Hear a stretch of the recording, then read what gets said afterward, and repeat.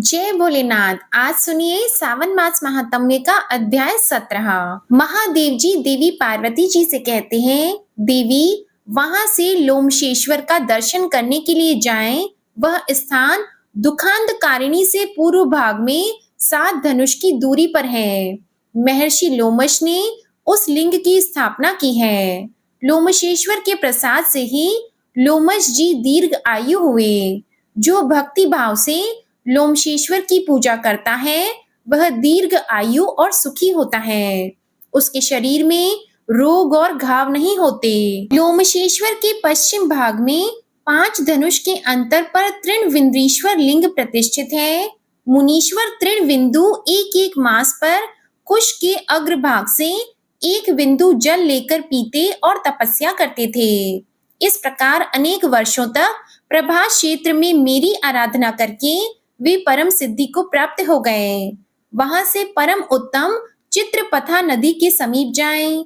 वह ब्रह्म कुंड और चित्रादित्य के बीच में होकर बहती है। जिस समय यमदूत चित्र को शरीर सहित उठा ले गए, उस समय यह समाचार पाकर उनकी बहन चित्रा को बड़ा दुख हुआ। तब वह चित्रा नदी के रूप में परिणत होकर अपने भाई की खोज करने के लिए समुद्र में समा गई। ब्राह्मणों ने उसका नाम चित्रपथा रख दिया। जो मनुष्य चित्रपथा में स्नान करके चित्रादित्य का दर्शन करता है वह सूर्य देव के परम धाम में जाता है। कलयुग में चित्रपथा नदी अंतर ध्यान हो गई है। केवल वर्षा काल में उसका दर्शन होता है। भोजन करके या बिना भोजन किए, रात में या दिन में, पर्व के समय अथवा बिना पर्व के, मनुष्य पवित्र हो या अपवित्र, जब जहाँ जिस अवस्था में चित्रपथा नदी का दर्शन करे वही उसका पुण्य काल है।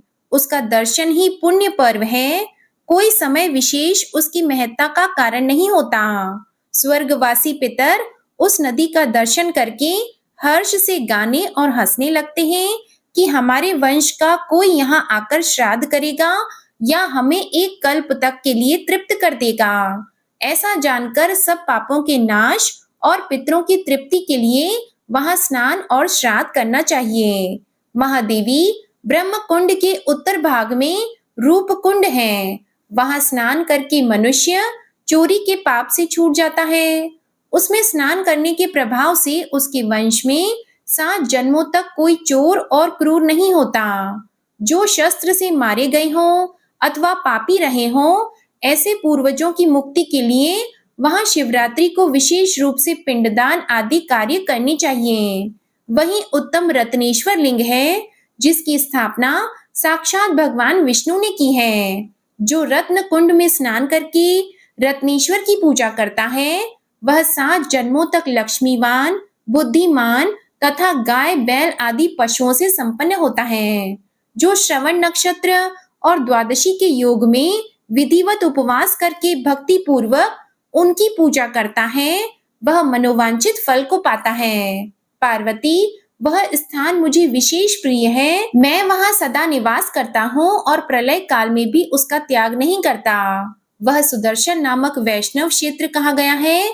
उसका विस्तार सब ओर 36 धनुष तक है।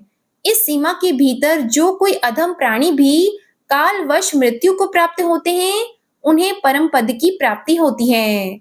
जो लोग वहां भगवान विष्णु की प्रीति के लिए सोने का गरुड़ और पीतांबर दान करते हैं उन्हें यात्रा का उत्तम फल प्राप्त होता है। रत्नेश्वर से उत्तर में 3 धनुष दूर विंतानंदन गरुड़ के द्वारा स्थापित वैंतेश्वर लिंग है। जो मनुष्य पंचमी के दिन भक्ति पूर्वक गरुड़ेश्वर की पूजा करता है उसे 7 जन्मों तक सर्प जनित विष का भय नहीं प्राप्त होता। जो वैंतेश्वर को पंचामृत से स्नान कराकर विधि पूर्वक उनका पूजन करता है वह स्वर्ग लोक में आनंद भोगता है। महादेव जी देवी पार्वती जी से कहते हैं, महादेवी इसके बाद सावित्री से नैऋत्य कोण में स्थित अश्वारूढ़ राज भट्टारक रैवंतक का दर्शन करने के लिए जाएं। उनके दर्शन से मनुष्य सब आपत्तियों से छूट जाता है। जो रविवार युक्त सप्तमी तिथि में उनकी पूजा करता है उसके वंश में कोई भी मनुष्य दरिद्र नहीं होता। इसलिए यत्न पूर्वक उन्हीं की पूजा करे। उससे दक्षिण अनंत द्वारा स्थापित अनंतेश्वर लिंग है। वह स्थान लक्ष्मणेश्वर से पूर्व दिशा में है। वह सब पापों का नाशक और बड़े भारी विष का विनाशक है। सिद्ध और गंधर्व ही उसकी पूजा करते हैं। वह उपासक को मनोवांछित फल देने वाला है।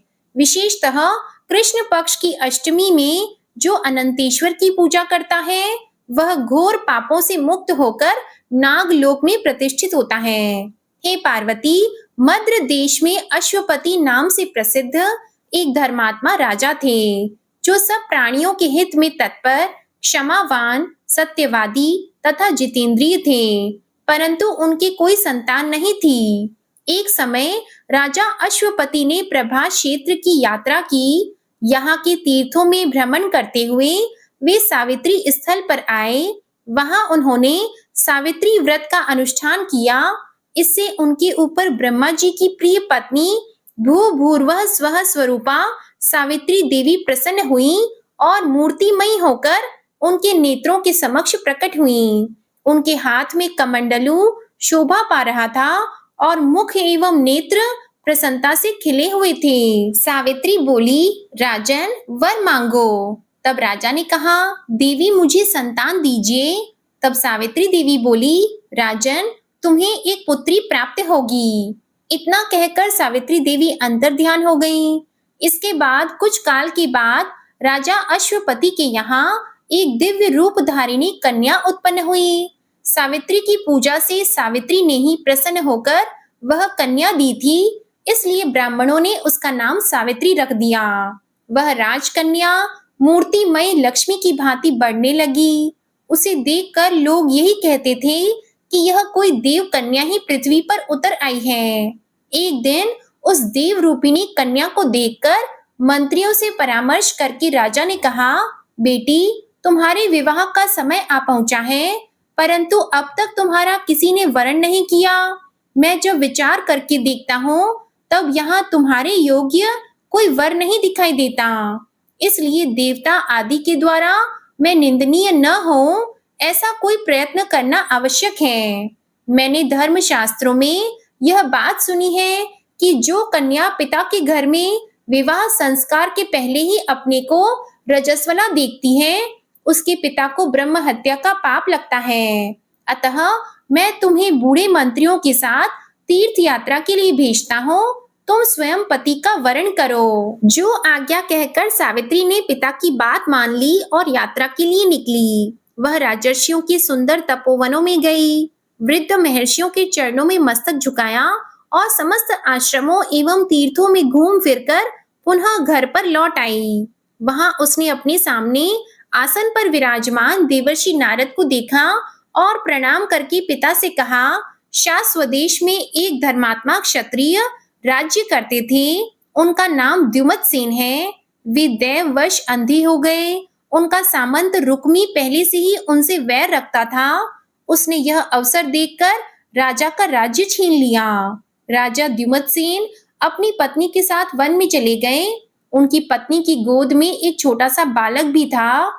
राजा का वह पुत्र वन में ही बड़ा हुआ है। वह परम धर्मात्मा है। उसका नाम सत्यवान है। सत्यवान ही मेरे मन के अनुरूप पति है। मैं उन्हीं को प्राप्त करना चाहती हूँ। तब नारद जी कहने लगे, राजन, सावित्री अभी बच्ची है, तभी इसने गुणवान सत्यवान का वरण किया है। उसके पिता सत्य बोलते हैं, उसकी माता सत्य भाषण करती है और वह स्वयं भी सत्य बोलता है। इसीलिए मुनियों ने उस राजकुमार का नाम सत्यवान रखा है। सत्यवान को अश्व बड़े प्रिय हैं। वह मिट्टी के अश्व बनाया करता है और अश्व के ही चित्र भी बनाता है। अतः उसका दूसरा नाम चित्राश्व है। किंतु उसे स्वीकार करके सावित्री ने बहुत बड़ा कष्ट मोल ले लिया है। द्युमत सेन का वह पुत्र शिक्षा, दान और गुणों में देवताओं के समान है। उशीनर राज शिबी के समान सत्यवादी और ब्राह्मण भक्त हैं। ययाति के समान उदार, चंद्रमा के समान सुंदर, अश्विनी कुमारों के समान रूपवान तथा अतिशय बलवान है। परंतु उसमें एक दोष है। आज से 1 वर्ष पूर्ण होने पर उसकी आयु समाप्त हो जाएगी और वह अपना शरीर त्याग देगा। नारद जी की यह बात सुनकर राजा ने कन्या से कहा, बेटी सावित्री, जाओ किसी दूसरे श्रेष्ठ पति का वरण करो। यह सत्यवान तो एक ही वर्ष में शरीर त्याग देगा। तब सावित्री बोली, पिताजी, राजा लोग एक ही बार कोई बात कहते हैं, विद्वान पुरुष भी एक ही बोली बोलते हैं और कन्याओं का दान भी एक ही बार किया जाता है। ये तीनों बातें एक ही बार होती है। सत्यवान दीर्घ आयु हो या अल्प आयु, गुणवान हो या गुणहीन, उन्हें एक बार मैंने वरण कर लिया, अब वे मेरे पति हो गए। अतः दूसरे किसी का वरण नहीं करूंगी। पहले मन से निश्चय करके ही वाणी द्वारा किसी बात को कहा जाता है और फिर उसे कार्य रूप में परिणत किया जाता है। मैंने भी यही किया है। इस विषय में मेरा मन ही प्रमाण है। नारद जी ने कहा, राजन, यदि सावित्री की यही इच्छा है तो आप भी इस संबंध को स्वीकार करें और शीघ्र ही इसे कर डालें। आपकी पुत्री के विवाह में कोई विघ्न नहीं पड़ना चाहिए। ऐसा कहकर नारद जी स्वर्ग को चले गए। राजा ने उत्तम मुहूर्त में वेदों के पारगामी ब्राह्मणों के द्वारा कन्या का सब वैवाहिक कार्य संपन्न कराया। सावित्री भी मनोवांछित पति को पाकर बहुत प्रसन्न हुई। इस प्रकार उस आश्रम में निवास करते हुए उन तीनों का कुछ समय व्यतीत हुआ। सावित्री दिन रात चिंतित रहती थी। नारद जी ने जो बात कही थी वह सावित्री को भूलती नहीं थी। उसने मन ही मन हिसाब लगाकर यह जान लिया कि आज से चौथे दिन मेरे पति की मृत्यु होने वाली है। इसके बाद उसने त्रिरात्र व्रत प्रारंभ किया। उसे पूर्ण करके सावित्री ने स्नान किया और देवता पितरों का तर्पण करके उसने सास ससुर के चरणों में प्रणाम किया। इसके बाद सत्यवान हाथ में फरसा लेकर वन को चले। सावित्री भी उनके पीछे पीछे गई। सत्यवान ने शीघ्रता पूर्वक फल, फूल, समिधा और कुशा एकत्र करके सूखे काष्ठ का एक बोझ बांधा। इसके बाद वे बरगद की शाखा का सहारा लेकर बोले, प्रिय, मेरे सिर में बड़ी पीड़ा हो रही है। मैं क्षण भर तुम्हारी गोद में मस्तक रखकर सोना चाहता हूँ। तब सावित्री बोली, महाबाहो, आइए विश्राम कीजिए। थोड़ी देर बाद हम लोग आश्रम पर चलेंगे। इसके बाद सावित्री की गोद में मस्तक रखकर सत्यवान ज्यों ही पृथ्वी पर सोए, त्यों ही सावित्री ने एक पुरुष को देखा जो काले और पीले रंग के दिखाई पड़ते थे। मस्तक पर किरीट और अंगों में पीतांबर धारण किए वे साक्षात सूर्य की भांति शोभा पा रहे थे। सावित्री ने उन्हें प्रणाम करके मधुर वाणी में पूछा, तुम कौन हो? दूर ही रहो। पति भक्ति के प्रभाव से मुझे कोई धर्म से गिरा नहीं सकता। प्रज्वलित अग्नि शिखा की भांति मेरा कोई स्पर्श भी नहीं कर सकता। तब यम ने कहा, पतिव्रते, मैं सबका संयमन करने वाला यम हूँ। तुम्हारे पति की आयु क्षीण हो गई है। मेरे दूत तुम्हारे समीप आकर इन्हें ले जाने में असमर्थ हैं, इसलिए मैं स्वयं आया हूँ। उनके ऐसा कहने पर सत्यवान के शरीर से अंगूठे के बराबर एक पुरुष निकला जो पाश में बंधा हुआ था। सावित्री ने उसे देखा और स्वयं भी यमराज के पीछे पीछे चलना प्रारंभ किया। पातिव्रत्य के प्रभाव से उसे वहां जाने में कोई श्रम नहीं होता था। उस समय यमराज ने उससे कहा, सावित्री, तू बहुत दूर चली गई, अब लौट जा। इस मार्ग पर कोई जीवित पुरुष नहीं चलता। सावित्री बोली, भगवान, मुझे चलने में न तो परिश्रम होता है और न ग्लानि ही। एकमात्र पति को छोड़कर स्त्री के लिए दूसरा कोई अवलंब नहीं है। इस प्रकार और भी बहुत सी धर्मयुक्त मधुर बातें सुनकर सूर्य नंदन यम सावित्री पर बहुत प्रसन्न हुए और बोले, देवी, तुम्हारा कल्याण हो, तुम कोई वर मांगो। तब सावित्री ने विनीत होकर 5 वरदान मांगे। मेरे महात्मा ससुर को नेत्र प्राप्त हो, उनका खोया हुआ राज्य भी मिल जाए, मेरे पति जीवित हो, निरंतर उनके धर्म की वृद्धि हो तथा मेरे पुत्रहीन पिता को पुत्र की प्राप्ति हो। धर्मराज ने वरदान देकर उसे भेजा। पति को पाकर सावित्री का मन प्रसन्न हो गया। अब वह स्वस्थ चित्त होकर पति के साथ आश्रम पर गई। ज्येष्ठ की पूर्णिमा को उसने यह व्रत किया था जिससे उसके सौभाग्य की रक्षा हुई। पार्वती देवी ने पूछा, महेश्वर, सावित्री ने जिस व्रत का पालन किया वह कैसा है, बताने की कृपा करें। महादेव जी बोले, देवेश्वरी, पतिव्रता सावित्री ने जिस व्रत का पालन किया है उसका वर्णन करता हूँ, सुनो। ज्येष्ठ शुक्ल त्रयोदशी को दंत धावन पूर्वक स्नान करके त्रिरात्र उपवास का नियम ग्रहण करें। जो स्त्री त्रिरात्र करने में असमर्थ हो वह जितेंद्रिय होकर त्रयोदशी को नक्त व्रत, चतुर्दशी को अयाचित व्रत और पूर्णिमा को उपवास करे। प्रतिदिन तड़ाग अर्थात सरोवर, किसी बड़ी नदी अथवा झरने में स्नान करे। यदि पांडुकूप में स्नान कर ले तो सब में स्नान करने का फल प्राप्त हो जाता है। विशेषतः पूर्णिमा को सरसों, मिट्टी और जल से स्नान करना चाहिए। एक पात्र में बालू भरकर अथवा जौ, चावल या तिल आदि धान्य भरकर उस पर 2 वस्त्रों में लपेटा हुआ बांस का पात्र रखें और उसमें सोने, चांदी अथवा मिट्टी की बनी हुई सावित्री देवी और ब्रह्मा जी की सर्वांग शोभित प्रतिमा स्थापित करें। फिर उन प्रतिमाओं पर 2 लाल वस्त्र चढ़ाएं और अपनी शक्ति के अनुसार उन दोनों विग्रहों की पूजा करें। चंदन, सुगंधित पुष्प, धूप, दीप, नैवेद्य, तरोई या लटजीरा के फूलों से, कुम्हड़ा और ककड़ी के फलों से, नारियल, छुहारा, कैथ, अनार, जामुन, नींबू, नारंगी, कंकोल, कटहल, जीरक, खांड, गुड़, लवण, चरभट तथा सप्त धान्य आदि वस्तुएं बांस के पात्रों में रखकर निवेदन करें। कंठ सूत्र को सुंदर केसर और कुमकुम से रंगे। इसके बाद मंत्र उच्चारण पूर्वक पूजन करें। मंत्र इस प्रकार है: ओमकार पूर्विके देवी वीणा पुस्तक धारिणी देव्यंबिके नमस्तुभ्यं वैधव्यम प्रयच्छ मे। अर्थात वीणा और पुस्तक धारण करने वाली सच्चिदानंदमयी माता सावित्री देवी आपको नमस्कार है, आप मुझे सौभाग्य प्रदान करो। इस प्रकार पूजा प्रार्थना करके बहुत सी स्त्री पुरुषों के साथ गाना बजाना करते हुए वहां जागरण करें। श्रेष्ठ ब्राह्मणों से सावित्री की कथा कहलाएं। ब्रह्मा सावित्री का विवाह करें। सारी सामग्री वेदज्ञ ब्राह्मण को दान करें। जिसकी जीविका कठिनाई से चलती हो ऐसे निर्धन अग्निहोत्री ब्राह्मण को सावित्री की प्रतिमा दान करें। उस रात्रि में ब्राह्मण दंपतियों को निमंत्रित करके प्रातः काल वट वृक्ष के नीचे सावित्री के सम्मुख भोजन कराएं। वहां एक एक ब्राह्मण को भोजन कराना कोटि कोटि ब्राह्मणों को भोजन कराने के समान पुण्यदायक कहा गया है। ब्राह्मणों को भोजन कराते समय कड़वे तेल का बना हुआ सामान न परोसे। स्त्री को खट्टा और खारा भोजन कभी नहीं देना चाहिए। 5 प्रकार के मधुर भोजन कराएं। दूध और घी में बने हुए पुए, अशोक वर्तिका एक प्रकार का पकवान, छुहारे के साथ बनी हुई पूपिका, घी और गुड़ से बना हुआ हलवा और मोदक। जो स्त्री ऐसा करती है वह धन धान्य और मनुष्यों से पूर्ण होती है। उसका वंश भरा पूरा रहता है। उसके कुल में कभी कोई स्त्री विधवा नहीं होती। अथवा यदि तीर्थ में भोजन की सुविधा न हो तो घर लौटने पर भोजन कराएं, जिससे सावित्री देवी प्रसन्न हो। इसी प्रकार अपने घर पर आकर पितरों के लिए पिंडदान पूर्वक श्राद्ध भी करें। इससे पितर संतुष्ट होते हैं। ऐसा ब्रह्मा जी का कथन है।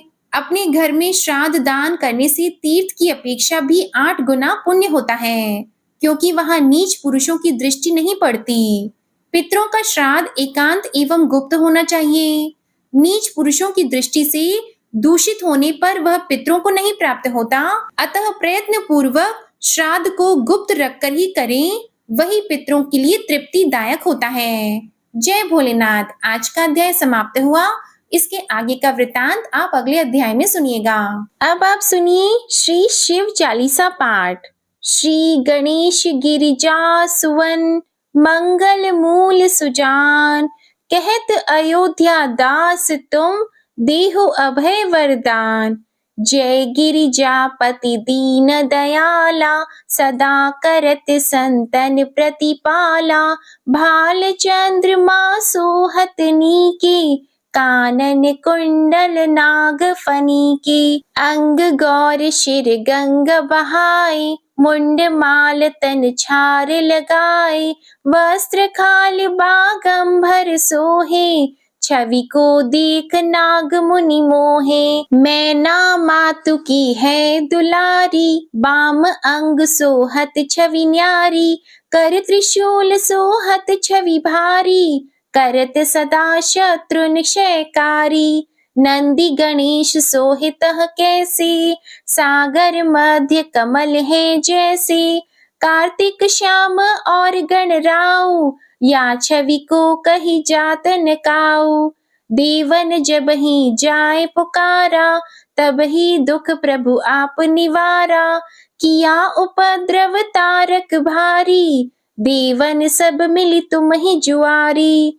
तुरत षडानन आप पठायहु, लव निमेष मह मार गिरायहु। आप जलंधर असुर सहारा, सो यश तुम्हार विदित संसारा। त्रिपुरासुर सन युद्ध मचाई, सब ही कृपा कर लीन बचाई।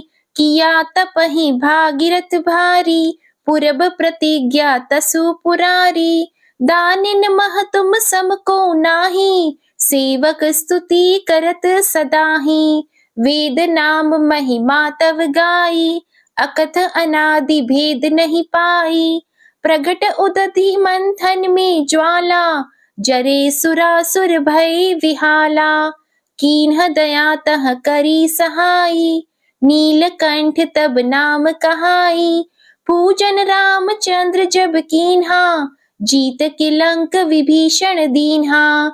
सहस कमल में हो रहे धारी, कीन्ह परीक्षा तब ही पुरारी। एक कमल प्रभु राखे जोई, कमल नयन पूजन चह सोई। कठिन भक्ति देखी प्रभु शंकर, भय प्रसन्न दिए इच्छित वर। जय जय जय अनंत अविनाशी, करत कृपा सबके घटवासी। दुष्ट सकल नित मोहि सतावे, भ्रमत रहे मोहि चैन न आवे। त्राहि त्राहि मैं नाथ पुकारो, यही अवसर मोहि आन उबारो। ले त्रिशूल शत्रुन को मारो, संकट से मोहि आन उबारो। मातु पिता भ्राता सब कोई, संकट में पूछत नहीं कोई। स्वामी एक है आस तुम्हारी, आया हरहु अब संकट भारी। धन निर्धन को देत सदाहि, जो कोई जाचे वो फल पाहि। अस्तुति के ही विधि करो तुम्हारी, क्षमहु नाथ अब चूक हमारी। शंकर हो संकट के नाशन, मंगल कारण विघ्न विनाशन। योगी यति मुनि ध्यान लगावे, नारद शारद शीश नवावे। नमो नमो जय नमो शिवाय, सुर ब्रह्मादिक पारन पाए। जो यह पाठ करे मन लाई, तापार होत है शंभु सहाय। ऋण के हो जो कोई अधिकारी, पाठ करे सो पावन हारी। पुत्रहीन कर इच्छा कोई, निश्चय शिव प्रसाद तेहि होई। पंडित त्रयोदशी को लावे, ध्यान पूर्वक होम करावे। त्रयोदशी व्रत करे हमेशा, तन नहीं ताके रहे कलेशा। धूप दीप नैवेद्य चढ़ावे, शंकर सम्मुख पाठ सुनावे। जन्म जन्म के पाप नसावे, अंतवास शिवपुर में पावे। कहे अयोध्या आस तुम्हारी, जानी सकल दुख हरहु हमारी। नित नेम कर प्रातहि, पाठ करो चालीसा। तुम मेरी मनोकामना, पूर्ण करो जगदीश। मगसर छठी हेमंत ऋतु, संवत 64 जान। स्तुति चालीसा शिव ही, पूर्ण कीन कल्याण। शिव चालीसा समाप्त होती है। प्रेम से बोलिए भगवान भोलेनाथ की जय। अब आप सुनिए भगवान भोलेनाथ की आरती। ओम जय शिव ओंकारा, प्रभु हर शिव ओंकारा। ब्रह्मा विष्णु सदा शिव, ब्रह्मा विष्णु सदा शिव। अर्धांगी धारा, ओम जय शिव ओंकारा। एकानन चतुरानन पंचानन राजे स्वामी पंचानन राजे हंसासन गरुड़ासन हंसासन गरुड़ासन वृषवाहन साजे ओम जय शिव ओंकारा।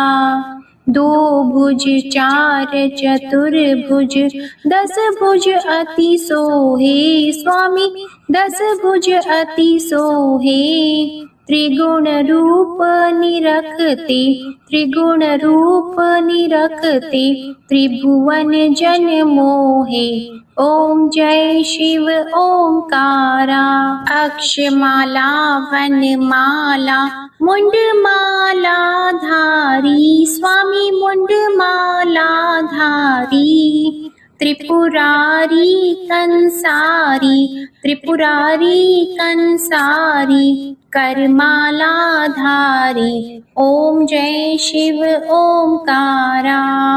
श्वेतांबर पीतांबर बाघंबर अंगे स्वामी बाघंबर अंगे सनकादिक गरुणादिक सनकादिक गरुणादिक भूतादिक संगे ओम जय शिव ओंकारा। कर की मध्य कमंडल चक्र त्रिशूलधारी स्वामी चक्र त्रिशूलधारी सुखकारी दुखहारी सुखकारी दुखहारी जगपालनकारी ओम जय शिव ओंकारा। ब्रह्मा विष्णु सदाशिव जानत अविवेका स्वामी जानत अविवेका प्रणवाक्षर में शोभित प्रणवाक्षर में शोभित ये तीनों एका ओम जय शिव ओंकारा।